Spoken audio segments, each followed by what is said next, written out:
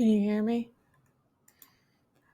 Okay, let's go ahead and get started. This is going to be your second page of notes, so that's why it says part 1, page 2.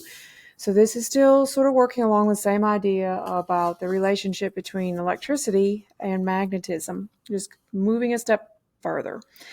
So here is a second question of the day. This one you should be able to answer now. It's not just let's go back and see what you've known from everything that you've ever been taught. But I did teach this in the last note lesson. So it says to draw magnetic field lines around these magnets to show the following. So the first thing I want you to draw, so you can do this on a separate sheet of paper, and then I'll give you a couple of multiple choice answers in the Ed Puzzle video. But number one, I want you to draw on your paper these two magnets, and then I want you to draw which one would be stronger by showing the magnetic field lines around them. So if you don't remember what a magnetic field line is, you might want to refer back to your original notes or video, whichever one is easier for you to access. And then use those to help you, okay? And it says make sure that you show the direction. So there's a specific direction in which magnetic field lines flow out of and into. The second thing I want you to show is to indicate whether they would attract or repel one another. So once again, these were things that I had you draw on your notes, and you should refer back to the video or those notes to help you with that. So let's go ahead and look at what we are working on. And the very first thing that you should show is that the magnet on the right is significantly smaller. So hopefully you have identified that. And if you were to draw magnetic field lines, let's say I only drew one set, okay? Maybe you drew two sets, maybe you drew three sets. It doesn't matter how many you drew. What does matter is that you drew fewer on this one on the right than you did with the one on the left. So if I only drew one over here, I would have to at least draw one over on the left-hand side because it is a much bigger magnet. So you're going to see that when I pull this over, you're going to see that I drew two magnetic field lines instead of just the one. But I also, in yellow, drew how they would be attracted to one another. And so therefore, you can see these yellow lines. Now, there would be a lot more magnetic field lines. This is just sort of the basic idea of what we talked about in the first set of notes. The properties of magnets, how they are attracted to one another with opposite poles, as well as how magnetic fields are illustrated around them.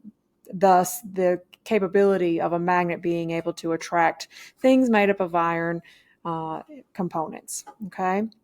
So let's go ahead and get started on your official notes. Like I said, hopefully you're keeping up with your questions of the day on a piece of paper, and that way you can have access to them, because sometimes you might see a question of the day that you would possibly revisit again on a test. You might see that again on a test.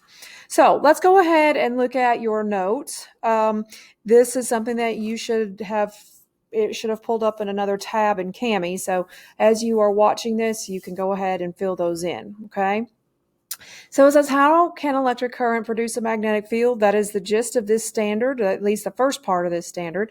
So what else can have a magnetic field? You were watching two different videos, and one of them was the idea of how Ørsted accidentally sort of discovered this during a lesson that he was giving back in the 1800s.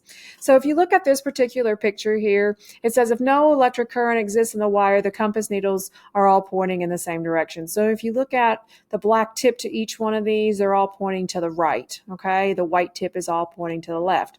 But if you look in picture B, when it is connected now, okay, so you can see the connection here with the blue being the negative, the red being the positive. What happens? This arrow represents the flow of electrons, because that's what electric current is the flow of electrons.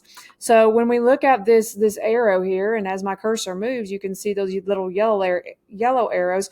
As the electric current runs this direction, you can see that the compass right here, okay, is different than this one. Okay, and the reason that is because it's showing how the flow of electrons is moving upwards instead of there not being a flow of electrons causing a magnetic flow. Here, of course, you don't see a difference with this particular one, and the reason that is because it's moving in the same direction as the Earth's magnetic field. But with this one, look at this, okay? If you look at this one and you look at this one, you can see that there is a change in the direction of that compass. And once again, it's because that yellow arrow here indicates the flow of electrons moving down, and thus changing the direction of the compass from the Earth's magnetic field to now the wire. Okay, and then you sort of see the same thing in this one, except these guys are reversed and it's just another flow. Letter C is just a little bit different. What this is showing you is how they are connected. They're reversed. The flow of electrons is reversed. And when the flow of electrons is reversed, the compasses reverse their direction. So you don't have to illustrate on this picture that you have in your notes. But what I do want you to do is fill in the blanks and everything that we have going on. Okay, so here we go. This whole idea is what we call electromagnetism. Okay, electromagnetism is simply the idea of when a wire contains an electric current, a magnetic field is produced. That's what it is. And we have magnets, we have magnetic fields. But electromagnetism is when we add an electrical current to an idea of this magnet. So it's an electrified magnet, basically. But you don't have an electrified magnet unless you have electricity. So that's sort of where we're going to look at. Since an electric current can produce a magnetic field, electricity can be used to make a magnet. So when we look at this particular idea, we're going to make sure that you're filling in these blanks on your notes, because to the right of the little bubble that says this is called, you need to fill in those words. So I'm just going to highlight them for you this first time just so that you're following along and making sure that we are. Electrical current or electric current should be in the blank. Magnetic field should be in the blank, or just magnetic, I guess. I'm sorry. Electricity and magnet. So that's going to fill in your blanks.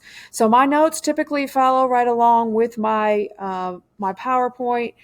This isn't truly a PowerPoint, but it's similar to a PowerPoint. So it's going to follow along, and you should be able to easily follow along. So if you don't see something, look closer. It's going to be there, especially if I'm drawing and illustrating all this on the screen. Okay. So when we talk about this electric current in a device, we call it an electromagnet. Now, an electromagnet is the actual device, okay? So that's this definition. It differs slightly from the fact that we have an electromagnetism, because electromagnetism is sort of the concept. The electromagnet is the actual object itself. And so that's what we're going to look at as far as this next picture goes. So an electromagnet consists of this simple contraption, and what you should have seen from last week is that you had, or the last lesson that we had was that you had a virtual lab and you were looking at sort of how to make these things. So this is a very simple one. This little black line here doesn't really represent anything, but we are going to color code some. So when you're in Cami, remember anything that you're filling in the blank with, anything that you're writing down as the definition and filling in those blanks. Please try to do that in red. It makes it easier for you to see those things, but also for me to see whenever I am checking it to give you a score. But I am going to color code some other things down here. So as I change colors, I want you to do the same. So an electromagnet typically consists of three things, okay? The very first thing it's going to consist of is a coil of wire. So as you can see, this green thing over here connected to the battery and wrapped around this nail is your coil of wire. So you have this picture on your actual notes. All you're going to do is you're going to take a green, and I'll get my highlighter here and just sort of show you. You're going to take a green color and you are going to go along in Cami and you are going to color this green.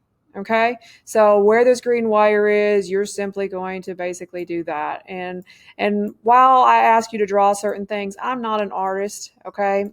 When you actually see me draw, or when I try to draw on here, you're going to see that I seem to fail miserably at times, and I do my best, and that's all I want you to do as well. Okay, so we're going to color code this coil of wire green, and you can pause the video as you need to have more time to do that. So this is going to be your coil of wire, and what you actually have written over here next to number 1, I also want you to color code green, just so that we know what we're looking at when we see this picture, and you have completely forgotten everything that I've said. Okay, hopefully not, but just in case you do. Now, the second thing that we're going to see in this picture is an electrical current or a battery. So let me move that so you can see that a little bit easier. Bring that to the front. There we go. So electrical current or the battery. We're not going to color code this. Actually, I'm going to color code the electrical current. The battery is already here. If you don't know that that is a battery, it looks like an or a Duracell battery. But if you don't know what that is, you might want to label it as a battery. I believe most of us do. But we are going to label it just because when I ask you to do that any other time, I want you to do the same thing. You can't just say, well, you know what that is, Miss Broyles. I want you to be able to do the same thing. So let's go ahead and label this as an energy source. Okay, and I'm typing, and you can do the same thing and put a text box in there and on your paper and do the same thing right underneath there. So there's your energy source. And what we want to do is we want to show the flow of electrons. Okay. Now, the flow of electrons, we're going to use the color red for. So find your red color, and I'm going to start the flow of electrons from the negative end of the battery. Okay, because that's what we're looking at. So the electrons are going to flow out of the negative end of the battery, and it's going to flow through the wire. Okay, and I know I'm not going exactly over the wire, but I'm just quickly doing it. It's going to flow back into the positive end. Okay, so as you can see, this is the positive end, this is the negative end. The positive end always sort of has this little bump on the end, and the negative end is always a flatter end. So if you have a battery at home, and I'm sure you do in a remote or your video game, whatever it may be, you can pull out that battery and you can look at it. The negative end is a flat end, and the positive end is a bumpy end. So let's draw the flow of electrons here, and let's just put a direction on the arrow. So it goes out of the negative and it goes into the positive. Okay, so that is your electrical current, not so per se the battery, but the electrical current part of it. So that's what you're going to color code over here on what you have written down. And then the third thing that you should see over here, but not really until we draw it, well, is this iron core. So the iron core is there. We don't have to color code that as far as anything. We will simply just illustrate that as iron core. So I'm going to make a text box, just like you can make a text box in Cami, and write down iron core. Okay. If it is a core made of something else, as you saw in your lab, it won't work. So the iron core, will leave that same color. It's already a grayish color, so we'll just leave it as that. We also need to label our coil of wire, so I forgot to make a text box for that. I apologize. Let's go ahead and make coil of wire. I can type. So there's that, and we can draw an arrow to it as well. So we know that the green is our coil of wire. Okay. Our iron core is represented by this nail right here. In this case, it is a nail.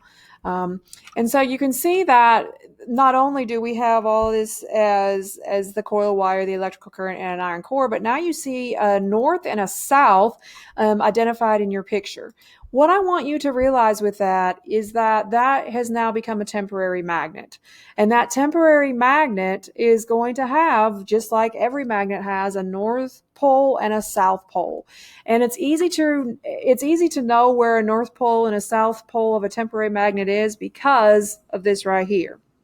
Where you have a negative end of a battery, you're going to have a north pole of a temporary magnet. And where you have the positive end of the battery, you're going to have the south. Now, positive has the letter S in it for south. Negative starts with the letter N for north. So hopefully that will be an easy way for you to remember that as well. Okay, so what we don't see here yet is the magnetic field that it's producing, because that's invisible. So we don't have any structural parts that we can actually sort of code over here in this picture. So we're going to add that, and we're going to do that in blue. Okay, so a magnetic field, I'm going to color code blue up here in the what is an electromagnet, because that magnetic field is going to be done in blue. Magnetic fields, remember, run out of the north and into the south. So I'm going to go out of the north and into the south. I'm going to show directional arrows on that. Anytime I ask you to show magnetic field, I'm looking for that. So it runs out of the north into the south. electrons flow out of the negative end into the southern end. So just some little cues that I'm trying to give you here to help you remember the directional component, okay? Because that's going to be important. We're just going to draw one set of magnetic field lines around this just because we've done a lot of drawings and illustrations already. So this is your magnetic field. And anytime that I see these little colors or ask you to use colors today, that's basically what I'm trying to illustrate with that. Okay, so notice that color-coded magnetic field up here. We can also color code energy source up here in red because that's where our electrons are. And that's pretty much all I'm going to highlight up there as far as mentioning what has occurred and how we can relate that to what we just drew. So I always try to make a visual with the definitions, trying to get you to better understand the concept of it. So don't just color it to color it because that's what I've asked you to do. Make those connections, okay? It's going to be really important now that you make those connections since I am not right there with you to ask those questions immediately. Granted, you have Zoom, but you need to ask those questions if you have them later on. So let's go ahead and look at the next slide, okay? The next slide here says that we have a weaker version of an electromagnet, and you see the word solenoid. So if you've been looking at some of your Quizlet vocabulary, you know what a solenoid is, but we are going to color code this first, okay? And as we color code this, I sort of want you to pay attention to what is there or maybe what is not there. So very first thing we're going to do is we're going to color code the green coil of wire. Mine is already color coded green, just like we said before. So just like we said in this last slide, remember, there's your coil of wire, and we color-coded it green. So use that same color code your picture for your solenoid here in green. What this picture doesn't show is the flow of electrons as far as a color. So remember, we use red for the flow of electrons. I'm going to get my red, and we're going to take that and take it out of the negative end, which was the blue end. Okay, so there's our flow of electrons, and we're just going to move it through here. I know it's not exactly along that, and we're going to show how it goes back into the positive. So show your direction of those flow, or show the direction of the flow. Okay, so there is your flow of electrons. That's your electricity. The next thing that we're going to do, we've done the energy source is already labeled, the coil of wire is already labeled, and it shows you the magnetic field, but it's not color-coded. So we're going to use blue. That's what we use for the magnetic field. And we're going to show a direction. So because this is the negative end of our battery, and this is the positive end of our battery, we have to know the direction of the flow. If this is the negative end, remember, north starts with the end. So that's going to be our negative. And then your positive has the letter S in it. And so this end is going to be your positive. So once you can identify that, then you know the flow of that magnetic field. So it goes out of the north, okay, and into the south. And that's going to happen the same way. Remember, if you draw it on one side, one set, you have to draw it on the other side as well. If you draw two, you have to draw two. Okay, so if you look at this picture, you hopefully have seen that it's missing something, okay? A solenoid, though, is simply a coil of wire that produces a magnetic field when carrying an electric current. And you're going to say it looks a lot like an electromagnet, and I agree with you, but it's very different from an electromagnet as well. And so you have this question, how is it different from an electromagnet on my screen and on your page it says what makes this weaker than an electromagnet? Well, what that is this. And there's no iron core, therefore there is less magnetic field. And if there isn't an iron core to have magnetic field, then it just makes it weaker. You still have a coil of wire, and we know that once we coil wire, you should have seen that in your virtual lab. Once you coil that wire up, you have a significant amount of magnetic field in a smaller region. Just a piece of wire has a magnetic field, but it's not all jumbled up to really close together. So it's not compounding itself. So it would be like one person trying to lift something. If you get a bunch of people all together trying to lift the same thing instead of spread out over a distance, you are probably going to have a better opportunity to lift that really, really heavy object. And that's similar to sort of the same idea as what this is. The closer together those coils are, the stronger your magnetic field is going to be. Okay. The next slide that we're going to look at is a picture that you can find on page 148 in the book that I gave you when you came and picked up your device, or if you didn't see me, you still have a book. But it's how the magnetic field strength changes. So what this first picture shows you, and there's more information in your book that you can look at as well. Anytime that I give these notes, a lot of times it follows along. Sometimes it gives more information. Sometimes I give more information. It just depends on the material that I'm teaching. But the electron flow here, it shows a wire. It is not coiled, but it still shows you this green coloring, and this green coloring is representing the magnetic field in this case.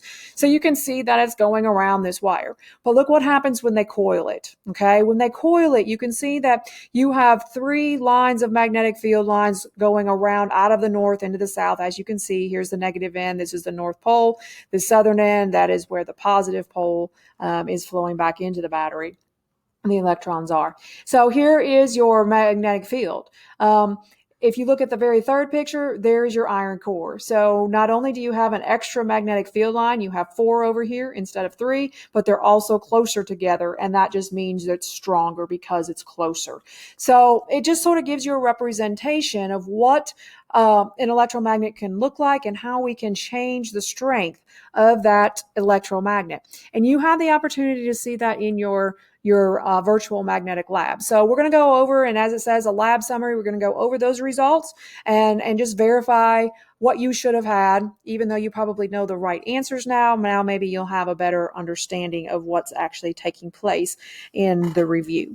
So if you look at these 2 pictures, I'm going to ask you which one is weaker, which one is stronger, and you'll have a question pop up in your Edpuzzle video. Okay. So hopefully you can identify what's going on here. Here, this black line going around this object is going to be your wire, and the object that the wire is wound around is an iron core. Okay. We're going to assume that it's connected to a battery, even though you don't see that. So which one is stronger? Which one is weaker? Now, a single loop of wire, like I was just mentioning, carries a current, but it doesn't have a very strong magnetic field. It had one little single loop on that picture on the previous slide and on page 148 in your book. However, if you form many, many loops in a coil, the magnetic fields combine, creating a much, much stronger field. So on your notes, what I want you to do is fill in those blanks. So letter A is actually going to be the weaker electromagnet because it does have less coils. There's only 2 compared to 4 in letter B. So if it were the same source of energy, like a 6-volt battery, each one of them were connected to, then simply the number of coils is going to change, causing the strength to change. So A is going to be weaker, B is stronger simply because it has more coils. If we look at this particular animation, you can see there is that 6-volt battery, okay? And with that 6-volt battery, you can see here the little yellow dots represent the flow, the little teeny tiny electrons, the flow of electrons in and out of your battery. But here you can see that they're just not as many coils, so you just don't have as many wrapped around that iron core, and you see lots more possibilities for electrons to be flowing. More electrons, the more flow of electrical current, thus the stronger the magnetic field is going to be. Okay. Now, another question, A or B, which one is stronger, which one is weaker? Okay. So think about your setup. Think about what's taking place. It says you have an iron core. You have an iron core in both of them, even though in picture B it doesn't show that. There are 15 coils of wire in each, and you have 1 battery in setup A, and you have 3 batteries in setup B. So which one would be stronger? Which one would be weaker? Hopefully, what you were able to identify is that A is weaker because it has less batteries, and therefore, if there's less batteries, there's less electrical current flowing and less energy in general. B is going to be a stronger electromagnet because it has more batteries. There would be more electrical current or electrons flowing through it, and therefore more electrical energy. So here's that animation as well. If you've got a 6-volt battery, you can see that the electrons are still flowing, but in a 12-volt battery, you can notice that there are a lot more little yellow dots, okay? And because there are a lot more little yellow dots, thus meaning a lot more electrons and electrical energy, you're going to have a lot stronger magnetic field because of that, okay? And then your last picture here that we're going to look at is A and B. Okay, so once again, we're going to assume the picture doesn't show that they are both connected to a battery. They both have pretty much the same number of coil of wire. A doesn't have anything running through the coil wire, and B does. So which one would be stronger? Which one would be weaker? Hopefully you were able to identify that A is weaker because it does not have an iron core, and this would be known as a solenoid. A solenoid is typically found in switches. A switch is going to have a combination of multiple solenoids. It doesn't need a whole lot of strength in a switch. And when I say a switch, like a light switch that you turn on and off to go in and out of a room, a switch on your little mouse that you're clicking possibly right now. But that little switch is going to be a very, very simple coil of wire, doesn't need an iron core within it as long as it's connected to an energy source. And, you know, your mouse is the energy source and the wall is the current running through your wall. So all that being said, letter A is a solenoid. Letter B is a true electromagnet because it has the iron core running through it. Next slide that we're going to see here are the uses of electromagnets. So we hadn't really talked about this yet. In your book, it does talk about using electromagnets, and that's going to move on to page 149 and 150. So as you can see on this page, some of these things you may never have heard of, like a maglev train. I've got something that we're going to do with a maglev train to sort of show you what that looks like. This is basically like in a junkyard, and you have this big device, and sometimes it picks up metal and sometimes it doesn't. Well, that's an electromagnet within this particular circle. If you have a doorbell at your house, there's actually a combination of a couple of solenoids usually within the doorbell, which would combine to make that a simple, very simple electromagnet. And motors. Everything, I mean, not everything, but a lot of things have motors, from your car to your refrigerator to your microwave. Most things have motors. All of your appliances pretty much around the house are going to have these as well. So just fill in the blanks here with how often we use electromagnets, and probably never, ever, ever have realized that we were. So what makes them useful? Why don't we just use a typical magnet? Because magnets already have magnetic fields. Why do we want to run electricity through them? And the big answer is because we can turn them on when we need them, and we can turn them off when we need them. They're not going to be on all the time. I don't want to hear a doorbell going on and on and on and on and on and on and on when there's nobody there, or when I'm trying to sleep at night. I don't want my car running unless I tell it that I want it to run, meaning I turn on the electrical energy saying, hey, battery, send that electron flow through to the motor so I can take the car down the road. Loudspeakers you take apart, and some of you may have done this before. I know some of us will like to take things apart and try to put things back together, but you've probably have found things in there with wire coils around them, and basically you've come across the electromagnet that causes that object to work. So we're going to focus a little bit more on an electrical motor because our particular standard has asked us to do that. So you'll watch a little video, and you can also see a little more detail of this on page 150 and 151, because this could be a little bit confusing, but I'm going to try to make it as simple as I can. So an electric motor is definitely something that you're going to need to know about, and not necessarily the grand details of it, but how it works, that it uses an electromagnet, and what that means if we say that it's using an electromagnet.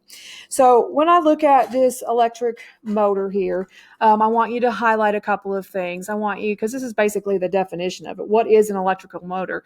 It's a device, of course, that is in most objects that are running type thing. And I don't mean like a refrigerator actually running, but working, your car going down the road or whatever. So I want you to highlight it. It changes electrical energy into mechanical energy. You guys talked about this some in 6th grade when you talked about energy transfers. But here is your very, very, very simple electric motor, and it has 3 basic parts to it. Okay.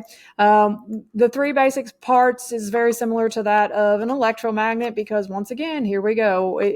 There is an electromagnet within it. You have to have an energy source. My car will not go down the road. The motor won't work unless my battery has juice in it. If the battery is dead, it won't run the battery. So you have to have an energy source. Number 2, in an electric motor, you actually have an electromagnet and a permanent magnet, and there are reasons for this, okay? So here we have sort of doubled it up. Now you think about magnetic fields and how the properties of magnetic fields work, and this is going to be why it's really, really, really, really important, okay? So let's go ahead and identify our parts. Remember, with an energy source, we were using the color red. So we're going to highlight energy source here.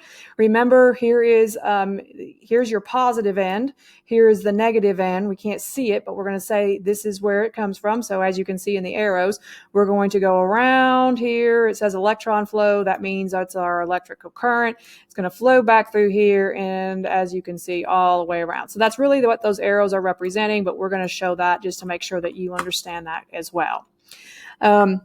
Your electromagnet in general is basically going to be, and I'm just going to do this in green, is this entire contraption, okay? Your electromagnet is your iron core with your wire coil around it and your energy source with that flow.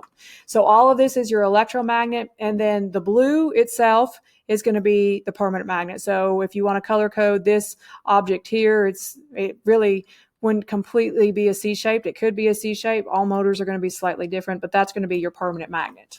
Okay. So when we look at this final picture here, it says, how does an electric motor work? I have a video to go with this. It shows part A, part B, and it shows a bunch of arrows going in different directions. But if you look on pages 150 and 151, it shows, or it gives you more detail about exactly how this works. When an electric current is applied to the motor, the unlike poles of the permanent magnet and the electromagnet attract each other. So north is attracted to the south, south is attracted to the north, just like it's trying to show you that in the first picture, and it causes the motor to begin to turn. As the unlike poles of the motor's electromagnet and permanent magnet line up, the attraction between them will stop the motor spinning because there's no more force, okay? I mean, they're attracted, there was movement, and now there's no reason to have more movement. So to keep the motor turning, the poles of the electromagnet have to reverse. Well, how is that going to happen? The poles reverse when the direction of the current reverses direction. So remember when we looked at that Ørsted's experiment, when you reverse the direction of the current flow, so did the magnetic field. And that's how we're going to get it to change. So there is something called a commutator, and that commutator is where those brushes are. The commutator is a device in the motor that reverses the direction of the current. So now that the similar poles of the electromagnet and the permanent magnet are close to each other, the poles will repel and the electromagnet keeps spinning. So the commutator will be what pushes them basically to get the motor to spin and be attracted to the other poles as well. The direction of the current in the coiled wire must continue changing direction. So the commutator reverses the current when the poles of the electromagnet come near the poles, and the permanent magnet and the electromagnet will continuously attract and repel each other as long as there is an electrical current flowing through the battery. So the video will show you this, but like I said, you can look at this again on pages 150 and 151 in your book to sort of get some more assistance should you need that. So make sure that if you need to go back and review anything, you always have that opportunity in Edpuzzle. Make sure your notes in Cami are filled in, and then you'll have 2 videos to watch after this in order to just get some more details about the uses of electromagnets and specifically how a DC motor works.